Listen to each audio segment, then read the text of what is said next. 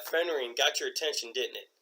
And according to the research done by the CDC in 2015, it also gets the attention of 42% of people who report they replied to a text message or answered the phone while they were driving the last 30 days. Hi, my name is Chase Stevenson, and I'm here today to inform you about the risk associated with distracted driving. In this speech, I will tell you exactly what distracted driving is. I will also present eye-opening statistics and tell you interventions that are put in place in order to change these statistics. First, I'm going to tell you what distracted driving is. According to the National Highway Traffic Safety Administration, distracted driving is any activity that diverts attention from driving, including talking or texting on the phone, eating or drinking, talking to people in your vehicle, fiddling with a stereo, entertainment or navigation system, anything that takes your attention away from the task of safe driving. Distracted driving is just getting easier to do with the new and improving technologies getting put into interior cars, such as touchscreen radios, more LCD displays to grab your attention even more. The list just goes on. It's almost like they encourage you to drive distracted. There are three types of distracted driving. First is visual distraction, which means taking your eyes off the road. Second is manual distraction, which means taking your hands off the wheel. And third is cognitive distraction, which means taking your mind off the road.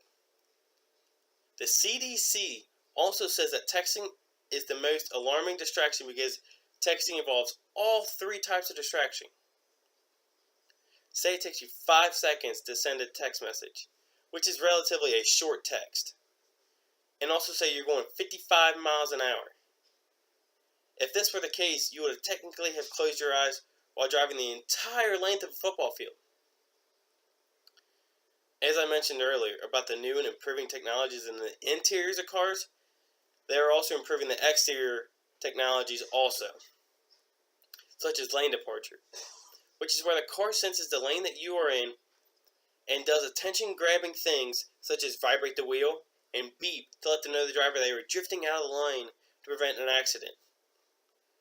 The newer cars also are starting to apply the brakes in case you are distracted while driving. And also, if you are manually distracted, it can sense your hands off the wheel and will beep to let you know to place your hands back on the steering wheel.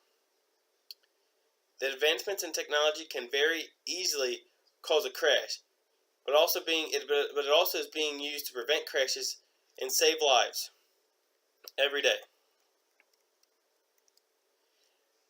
Now, after getting the definition of distracted driving, how many of you in this room would say you have drove distracted? Everyone. Which is kind of alarming. Here is an eye-opening statistic for you.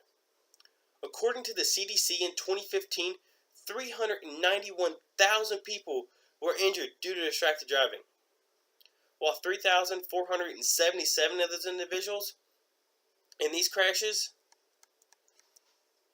were killed.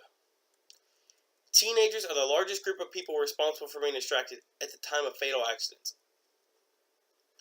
There are many laws being implemented in order to decrease the number of people who drive distracted, and even more importantly, decrease the amount of accidents and fatalities caused by distracted driving. Many states have their own laws in place to prevent distracted driving.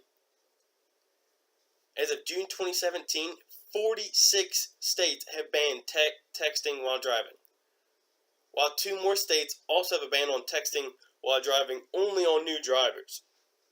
In April of 2015, the National Highway Traffic Safety Administration started a program called You Text, You Drive, and You Pay. Programs like these are in place all over the United States, and they have an aim to reduce the amount of accidents caused by drivers that are distracted.